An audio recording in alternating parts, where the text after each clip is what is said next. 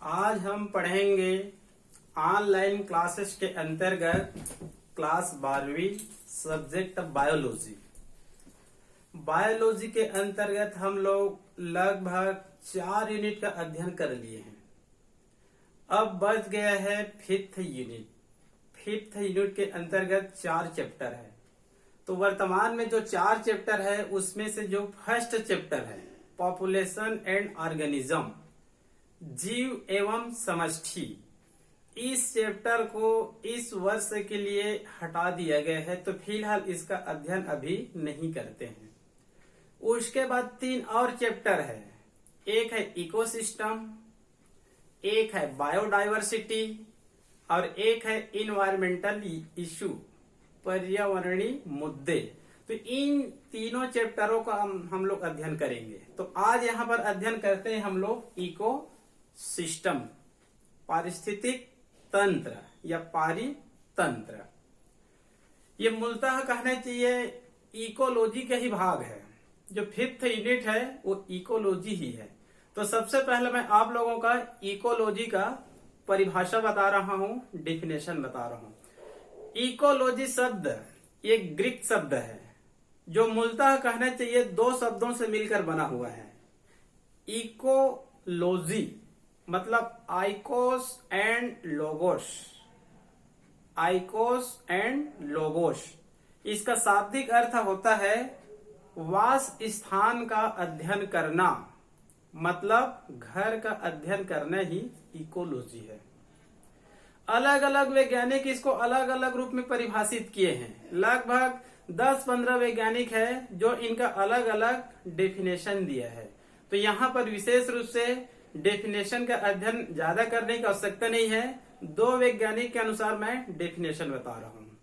एक प्रसिद्ध वैज्ञानिक है ओडम, ये इकोलॉजी का एक बड़े साइंटिस्ट है ओडम।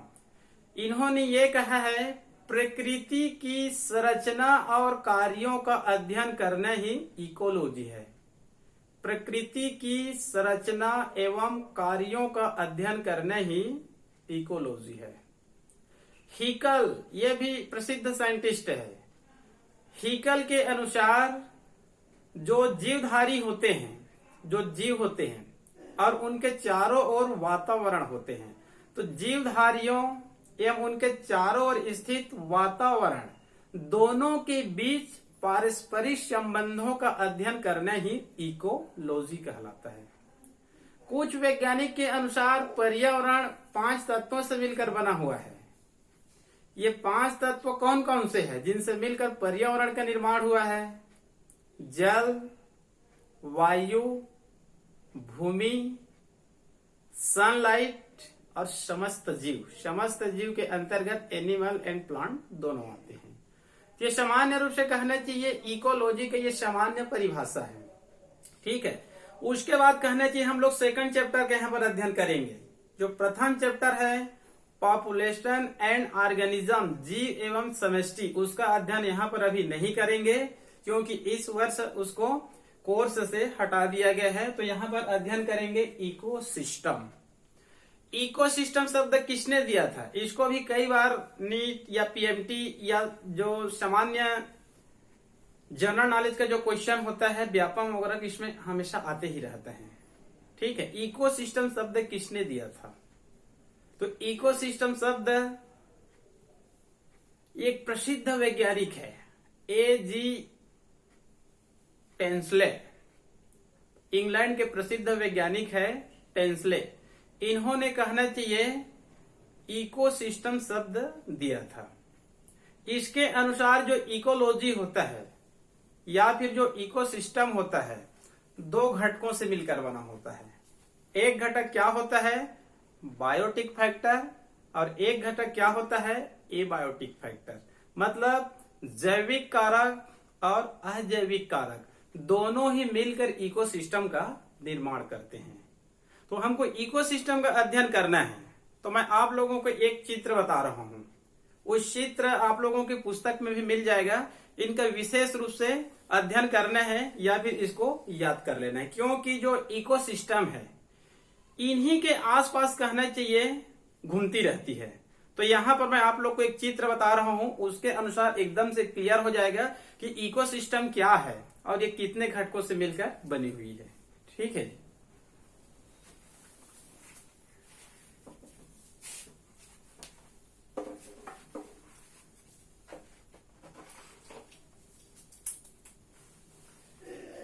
ये चित्र दिख रहा होगा। ठीक है। जो नीचे का पोर्शन है नहीं दिख रहा है, लेकिन मैं आप लोगों को इसको जस्ट ऊपर करके दिखाऊंगा। ठीक है। तो यहाँ पर मैं लिख दिया हूं इकोसिस्टम। एक बार नीट में पूछा गया था इकोसिस्टम किस प्रकार का तंत्र है, तो इकोसिस्टम एक खुला तंत्र है, ओपन सिस्टम है। ठीक है। इकोसिस्टम को कई नामों से भी जाना जाता है। हमारे पुस्तक में हालांकि इकोसिस्टम ही लिखा है इंग्लिश में, लेकिन अन्य पुस्तक में इकोसिस्टम को इकोसोम भी लिखा गया है। एक जगह इसका दूसरा नाम बायोजियोसिनोसिस भी लिखा गया है, बायोजियोसिनोसिस या फिर इकोसोम या फिर इकोसिस्टम। क्लियर। तो यहां पर देखते हैं इकोसिस्टम टेंसले के अनुसार वो भी बोले हैं कि इकोसिस्टम कहना चाहिए दो घटकों से मिलकर बना हुआ है, दो फैक्टर से मिलकर बना हुआ है। ठीक है। तो यहां पर देखिए ये फर्स्ट है एबायोटिक कंपोनेंट्स, इसको फैक्टर भी बोल सकते हैं कंपोनेंट्स को, एबायोटिक फैक्टर या एबायोटिक कंपोनेंट्स। दूसरा क्या है बायोटिक कंपोनेंट्स, जैविक घटक या जैविक कारक। ये जो इकोसिस्टम है दो घटकों से मिलकर बना हुआ है, एबायोटिक और बायोटिक, अजैविक और जैविक। क्लियर। उसके बाद कहना चाहिए जो एबायोटिक कंपोनेंट्स है इसको हम लोग तीन प्रकारों में बांट देते हैं। ठीक है। पहला क्या है ऑर्गेनिक कंपाउंड, दूसरा क्या है इनऑर्गेनिक कंपाउंड, तीसरा क्या है क्लाइमेटिक फैक्टर या कंपाउंड। जो एबायोटिक है मतलब अजैविक घटक, इसमें अजैविक मतलब होता है इसमें जीवन नहीं पाई जाती है। ठीक है। बायोटिक मतलब जिसमें जीवन पाई जाती है। क्लियर। तो इसको हम लोग तीन प्रकारों में बांट दिए हैं। पहला क्या है ऑर्गेनिक कंपाउंड, दूसरा क्या है इनऑर्गेनिक कंपाउंड और तीसरा क्या है क्लाइमेटिक कंपाउंड। फैक्टर भी बोल सकते हैं कंपाउंड को। ठीक है। अब इसका एग्जांपल मैं बताता हूं। कार्बोहाइड्रेट, प्रोटीन, फैट्स, लिपिड, ये सब ऑर्गेनिक कंपाउंड है। ठीक है। कार्बनिक पदार्थ है। उसके बाद है इनऑर्गेनिक। इनऑर्गेनिक के अंतर्गत water, carbon, nitrogen, oxygen, phosphorus, sulphur, calcium, potassium, iron, ये सब आते हैं। ये इनऑर्गेनिक कंपाउंड्स है। क्लियर। उसके बाद है क्लाइमेटिक फैक्टर, जलवायु कारक। इसके अंतर्गत लाइट, टेम्परेचर, वर्षा, रेन, ह्यूमिडिटी मतलब आर्द्रता, वायु, वाटर, भूमि, हिल्स पहाड़ पर्वत, ये सब क्या है ये क्लाइमेटिक फैक्टर है। ये तीनों किसके अंतर्गत आती है एबायोटिक फैक्टर के अंतर्गत। मतलब इन सब में कहना चाहिए मूलतः जीवन नहीं पाई जाती है, एबायोटिक है। उसके बाद है बायोटिक, जैविक कारक, जैविक घटक। इनको हम लोग पुनः इन्हीं के समान तीन प्रकारों में बांट देते हैं या फिर तीन भागों में बांट देते हैं। पहला क्या है प्रोड्यूसर, सेकंड क्या है कंज्यूमर, तीसरा क्या है डिकम्पोजर। पहला क्या है प्रोड्यूसर, हिंदी में भी याद रख लेंगे, प्रोड्यूसर मतलब उत्पादक, कंज्यूमर मतलब उपभोक्ता, डिकम्पोजर, डिकम्पोजर मतलब अपघटन करता, अपघटन करने वाला। क्लियर। ये बायोटिक कंपाउंड्स है, इसको हम लोग तीन भागों में बांट दिए हैं, प्रोड्यूसर, कंज्यूमर, डिकम्पोजर। प्रोड्यूसर के अंतर्गत क्या आएंगे, सभी हरे पौधे, प्रकृति में जितने भी हरे पौधे होती है ग्रीन प्लांट्स, वो सब क्या है वो प्रोड्यूसर है, उत्पादक है। मतलब अपने लिए भी और हमारे लिए भी डायरेक्ट चाहे इनडायरेक्ट रूप से भोजन का क्या करते हैं, निर्माण करते हैं, जिसके कारण इसको क्या कहा जाता है, उत्पादक। कंज्यूमर मतलब उपभोक्ता, उपभोग करने वाला। जो उत्पादक होते हैं भोजन का निर्माण किए रहते हैं, इस भोजन को हम लोग डायरेक्ट या फिर इनडायरेक्ट रूप से भोजन के रूप में ग्रहण करते हैं, जिसके कारण इसको हम लोग क्या बोलते हैं, कंज्यूमर, उपभोक्ता। लेकिन ये उपभोक्ता कहना चाहिए पुनः 3 प्रकारों में बांट सकते हैं, इसको भी याद रखेंगे। Primary consumer, secondary consumer, tertiary consumer. प्राथमिक, द्वितीयक, तृतीयक, प्राइमरी, सेकेंडरी और टर्शियरी कंज्यूमर। प्राथमिक, द्वितीयक, तृतीयक।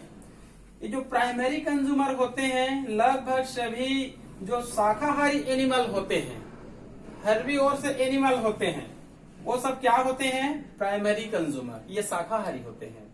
जो सेकेंडरी होते हैं और टर्शियरी होते हैं ये भी मांसाहारी होते हैं और ये भी मांसाहारी होते हैं। लेकिन अंतर यह होता है कि इसको हम लोग प्राइमरी कार्निवोरा बोलते हैं और इसको सेकेंडरी कार्निवोरा बोलते हैं। ये मतलब टॉप मांसाहारी है, मतलब इसके अंतर्गत, टॉप के अंतर्गत टाइगर है, लायन है, पार्डस मतलब चीता है, मोर है, बाज है, केवल 4-5 ही आते हैं। टाइगर, लायन, पार्डस, ईगल मतलब बाज और मोर, और स्नेक के अंतर्गत टाइगर, स्नेक आते हैं, बड़ी सांप। इसके अंतर्गत जो मांसाहारी होते हैं, छोटे छोटे मांसाहारी, जैसे कि फॉक्स ले सकते हैं, डॉग ले सकते हैं, ओल्फ ले सकते हैं, मतलब भेड़िया है, जो इनको भोजन के रूप में ग्रहण करते हैं। मतलब ये कहना चाहिए शाकाहारी होते हैं जो भोजन के रूप में किसको ग्रहण करते हैं, प्रोड्यूसर को, पौधे को, और ये भोजन के रूप में इसको ग्रहण करते हैं, और ये भोजन के रूप में इसको ग्रहण करते हैं। इनकी मृत्यु होती है तो कोई भी एनिमल इसको भोजन के रूप में ग्रहण नहीं करते हैं, बल्कि जो डीकम्पोजर होते हैं, बल्कि कहने की जो डीकम्पोजर होते हैं, तीसरा अपघटन करता, ये इनके जटिल कार्बनिक पदार्थों को क्या कर देते हैं, अपघटन कर देते हैं। तो इसके अंतर्गत क्या आते हैं, कवक, बैक्टीरिया, एक्टिनोमाइसिटिस और अदर माइक्रो ऑर्गेनिज्म मतलब सूक्ष्म जीवी, जो इनके शरीर को जो जटिल कार्बनिक पदार्थ होते हैं उसके सिंपल कार्बनिक पदार्थों में क्या कर देते हैं, चेंज कर देते हैं। ठीक है जी। तो इसको मैं पुनः आप लोगों को रिपीट करके बता रहा हूं क्योंकि इसी के आसपास पूरा इकोसिस्टम चलेगा। क्लियर? ये इकोसिस्टम है टेंसले के अनुसार, जिन्होंने कहना चाहिए इकोसिस्टम शब्द दिया था, इसके अनुसार ये 2 घटकों से मिलकर बना हुआ है। पहला क्या है, एबायोटिक, सेकंड क्या है, बायोटिक, अजैविक और जैविक। ये जो एबायोटिक है उसको पुनः हम लोग 3 प्रकारों में बांट दिए हैं, ऑर्गेनिक, इनऑर्गेनिक, क्लाइमेटिक। ऑर्गेनिक के अंतर्गत कार्बोहाइड्रेट, प्रोटीन, फैट्स, लिपिड। ठीक है, ये कहना चाहिए ऐसे पदार्थ होते हैं, ये पदार्थ पूरे इकोसिस्टम को कहना चाहिए ऊर्जा प्रदान करने वाले पदार्थ होते हैं। कार्बोहाइड्रेट, प्रोटीन, वसा, ये जो लिपिड्स है ये इकोसिस्टम को क्या प्रदान करते हैं, ऊर्जा प्रदान करते हैं। और ये जो ऑर्गेनिक कंपाउंड्स है, एबायोटिक और बायोटिक, दोनों के बीच कहना चाहिए कनेक्टिंग लिंक के भांति कार्य करते हैं, दोनों के बीच संयोजी कड़ियां के रूप में कार्य करते हैं। जो ऑर्गेनिक कंपाउंड्स है एबायोटिक और बायोटिक, दोनों के बीच कनेक्टिंग लिंक के भांति कार्य करते हैं और ये इकोसिस्टम को ऊर्जा प्रदान करते हैं। ठीक है, और इनका निर्माण किसमें होता है, जीवों के शरीर में ही होता है, या कह सकते हैं जीवों के शरीर का निर्माण इसी से होता है। कोई भी जीव, चाहे कोई भी आप एनिमल लीजिए या फिर प्लांट लीजिए, उनके शरीर में मूलतः क्या होता है, कार्बोहाइड्रेट, प्रोटीन, फैट्स, लिपिड ही होता है। तो कह सकते हैं या तो ये उनके शरीर का निर्माण करता है या फिर जीवों के शरीर में ये प्रेजेंट होती है। क्लियर? उसके बाद इनऑर्गेनिक, इसके अंतर्गत ये जो लिख दिया हूं रासायनिक तत्व सब इसके अंतर्गत आते हैं। मतलब हाइड्रोजन, मतलब वाटर भी आ सकते हैं, कार्बन भी है, नाइट्रोजन भी है, ऑक्सीजन भी है, फास्फोरस है, सल्फर है, पोटेशियम है, कैल्शियम है, आयरन है, ये सब। ये प्रकृति में इनकी मात्रा हमेशा नियमित बनी रहती है, कभी कम या कभी ज्यादा नहीं होता है। क्यों नहीं होता है? क्योंकि ये कहना चाहिए इकोसिस्टम में एक बायो जियो केमिकल साइकिल के रूप में, मतलब एक चक्र के रूप में चलती रहती है। मतलब एक शरीर, दूसरे शरीर, फिर भूमि, फिर पौधे, इसी का एक कहना चाहिए एक चक्र है। आगे में कार्बन चक्र भी मिलेगा, नाइट्रोजन चक्र भी मिलेगा, फास्फोरस चक्र भी मिलेगा। मतलब ये प्रकृति में हमेशा एक नियमित चक्र के रूप में चलते रहते हैं, जिसको बायो जियो केमिकल साइकिल कहा जाता है, जैव भू रासायनिक चक्र, जिसके कारण इनकी संख्या कभी भी कम या ज्यादा नहीं होती है। क्लियर। इसके बाद है क्लाइमेटिक फैक्टर कंपोनेंट्स है। इसके अंतर्गत कहना चाहिए लाइट है, टेम्परेचर है, वर्षा है, आर्द्रता है, वायु है, जल है, भूमि है, हिल्स है, ये सब इसके अंतर्गत आते हैं। तो ये सब क्या कार्य करते हैं? ये किसी भी जो स्थान होते हैं वहां के वातावरण को ये निर्धारित करते हैं। जैसे कि हमको पता है अलग अलग राज्यों का वातावरण अलग अलग होता है, अलग अलग देशों का वातावरण अलग होता है। भारत का वातावरण अलग है, अमेरिका का अलग है, वेस्ट इंडीज का अलग है, ऑस्ट्रेलिया का अलग है, इंग्लैंड का अलग है, फ्रांस का अलग है। तो वहां के वातावरण को कौन निर्धारित करते हैं? ये जो क्लाइमेटिक फैक्टर होते हैं, यही कहना चाहिए वहां के वातावरण को क्या करते हैं? निर्धारण करने का कार्य करते हैं। क्लियर। उसके बाद आ गया बायोटिक कंपोनेंट्स। इसके अंतर्गत याद रख लेंगे प्रोड्यूसर, कंज्यूमर, डिकम्पोजर, मतलब उत्पादक, उपभोक्ता और अपघटन करता। इसको उत्पादक किस कारण बोलते हैं? क्योंकि इसके अंतर्गत कहना चाहिए सभी ग्रीन प्लांट्स आते हैं। ठीक है जी। इसको कहना चाहिए हम लोग उत्पादक इस कारण बोलते हैं क्योंकि इसके अंतर्गत सभी ग्रीन प्लांट्स आते हैं। ये सब कहना चाहिए प्रकृति में प्रकाश संश्लेषण द्वारा अपने लिए भी और डायरेक्ट या फिर इनडायरेक्ट रूप से हमारे लिए भी भोजन का क्या करते हैं? निर्माण करते हैं, जिसके कारण इसको प्रकृति में क्या नाम दे दिया गया है? उत्पादक, प्रोड्यूसर। प्रकाश संश्लेषण द्वारा अपना भोज्य पदार्थ का निर्माण करेंगे। क्लियर। उसके बाद ये जो भोजन बनाते हैं उसको ये कंज्यूमर डायरेक्ट या फिर इनडायरेक्ट रूप से क्या करते हैं? ग्रहण करते हैं। तो इनको उपभोक्ता बोल देते हैं, मतलब उपभोग करने वाला। तो ये तीन प्रकार से हो सकते हैं, प्राइमरी, सेकेंडरी और टर्शियरी, मतलब प्राथमिक, द्वितीयक और तृतीयक। ये जो प्राथमिक होते हैं ये शाकाहारी एनिमल होते हैं जो भोजन के रूप में इसको ग्रहण करते हैं। ठीक है। जो सेकेंडरी कंज्यूमर होते हैं ये भोजन के रूप में इसको ग्रहण करते हैं, और जो टर्शियरी कंज्यूमर होते हैं तृतीयक, ये भोजन के रूप में इसको ग्रहण करते हैं। तो ये शाकाहारी होते हैं, ये प्राइमरी मांसाहारी होते हैं और ये सेकेंडरी मांसाहारी होते हैं। और ये कहना चाहिए डिकम्पोजर, मतलब अपघटन करता, ये अपघटन करने वाला है। अंत में इन सब की क्या हो जाती है? मृत्यु हो जाती है। तो इनके शरीर कहना चाहिए जटिल कार्बनिक पदार्थों से मिलकर बना होता है। तो इनके शरीर में जो जटिल कार्बनिक पदार्थ होता है उसको ये कहना चाहिए सिंपल कार्बनिक पदार्थों में तोड़ देता है। इसके अंतर्गत कहना चाहिए कवक आते हैं, बैक्टीरिया आते हैं, एक्टिनोमाइसिटीज आते हैं और अदर माइक्रो ऑर्गेनिज्म, अन्य सूक्ष्म जीवी आते हैं जो दिखाई नहीं देते हैं। तो इनकी मृत्यु के बाद इनके जो जटिल कार्बनिक पदार्थ होते हैं शरीर, उसको सिंपल कार्बनिक पदार्थों में चेंज कर देते हैं और भूमि में पुनः इसको क्या कर देते हैं? मिला देते हैं। और इस प्रकार से इकोसिस्टम हमेशा चलती रहती है। इसके लिए आप लोग को मैं एक और चित्र बता रहा हूँ। ठीक है।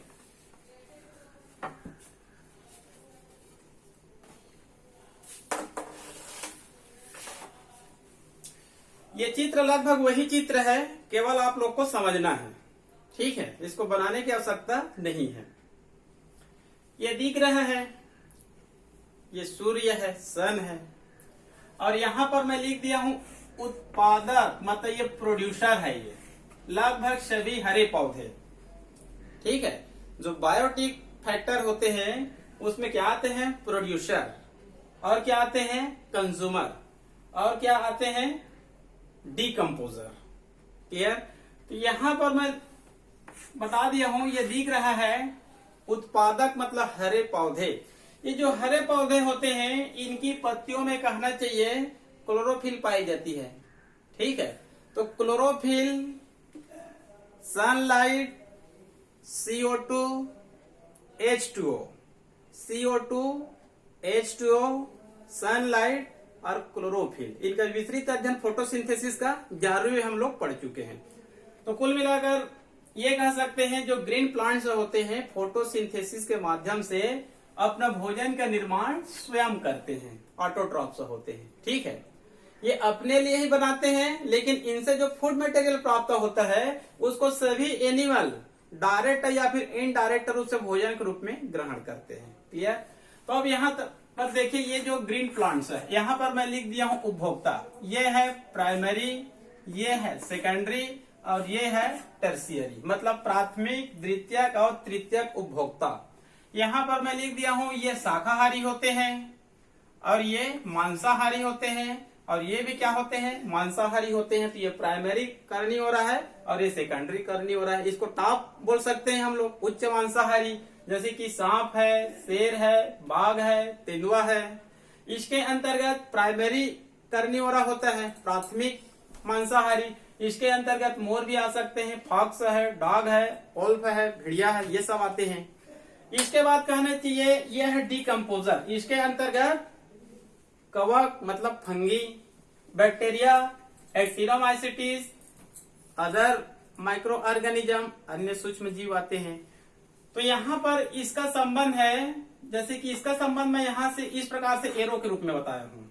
ठीक है, ये एरो, ये और ये, इसका मतलब है इनसे जो भोजन बनेंगे इसको यहाँ से डायरेक्ट या फिर इनडायरेक्ट रूप से भोजन के रूप में प्राप्त करेंगे। मान लो ये डायरेक्ट इसको ग्रहण नहीं कर रहे हैं, लेकिन ये भोजन तो इनका है, इनका भोजन ये है, तो ये डायरेक्ट इसको ग्रहण करता है और ये कहना चाहिए इनसे होते हुए इनडायरेक्ट रूप में ग्रहण करते हैं। लेकिन अंत में जो डिकम्पोजर होते हैं, इनकी भी क्या हो जाती है? मृत्यु। इनकी भी क्या हो जाती है? मृत्यु। इनकी भी क्या हो जाती है? मृत्यु। और इनकी भी क्या हो जाती है? मृत्यु। ठीक है, तो कहना चाहिए अंत में इन प्रोड्यूसर और तीनों कंज्यूमर की क्या हो जाती है? मृत्यु हो जाती है। तो इनका शरीर किससे बना होता है? ऑर्गेनिक पदार्थ से, ऑर्गेनिक कंपाउंड से, मतलब कार्बोहाइड्रेट, प्रोटीन, फैट्स, लिपिड, इन सब से बना होता है, मतलब जटिल कार्बनिक पदार्थों से मिलकर बना होता है। तो ये जो डिकम्पोजर होते हैं, इनके जटिल कार्बनिक पदार्थों को सिंपल कार्बनिक पदार्थों में क्या कर देते हैं? चेंज कर देते हैं। ठीक है, तो ये सिंपल कार्बनिक पदार्थों में चेंज कर देंगे और इस प्रकार से भूमि में क्या कर देते हैं? मिला देते हैं, क्योंकि डेथ होने के बाद इनका जो बॉडी होता है भूमि में ही आती है और ये सब कहना चाहिए भूमि में ही पाई जाती है। ठीक है, तो भूमि में ही कहना चाहिए सिंपल पदार्थों में तोड़ देते हैं। अब यहीं पर कहना चाहिए, मान लो कहना चाहिए हरे पौधे हैं, क्या है ये? मान लो ये हरे पौधे हैं, इनका जो कहना चाहिए जो रूट होता है इस सोइल में पाई जाती है। ठीक है, अब ये पौधे पुनः इनके शरीर में जो जटिल कार्बनिक पदार्थ थे उसको सिंपल कार्बनिक में तोड़ दी। जो सिंपल कार्बनिक पदार्थ होते हैं वो सब क्या होते हैं? एबायोटिक कंपोनेंट्स होते हैं, मतलब कार्बोहाइड्रेट, प्रोटीन, लिपिड, फैट्स और विभिन्न प्रकार के जो रासायनिक तत्व होते हैं, क्लाइमेटिक फैक्टर होते हैं। अब इनके माध्यम से पुनः इस पौधे के शरीर में ये जो सब तत्व होते हैं पुनः हरे पौधे के शरीर में चले जाते हैं और ये पुनः कहना चाहिए फोटोसिंथेसिस, और पुनः इस प्रकार से ये चक्र क्या होती रहती है? लगातार चलती रहती है। तो इस प्रकार से कहना चाहिए इकोसिस्टम हमेशा चलता रहता है। क्लियर?